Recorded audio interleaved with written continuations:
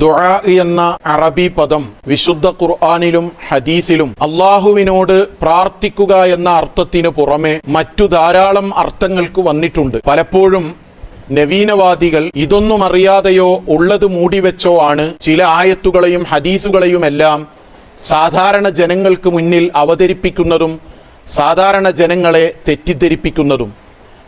ദുആഇന് പല അർത്ഥങ്ങളും സ്വഹീഹുൽ ബുഖാരിയിലെ കിതാബു ദഅവാത്ത് എന്നതിൻ്റെ ഷറഹിൽ ഹാഫിദ് ബിൻ ഹജറിനിൽ അസ്ഖലാനി റളിയല്ലാഹു അൻഹു വിശദീകരിച്ചിട്ടുണ്ട്.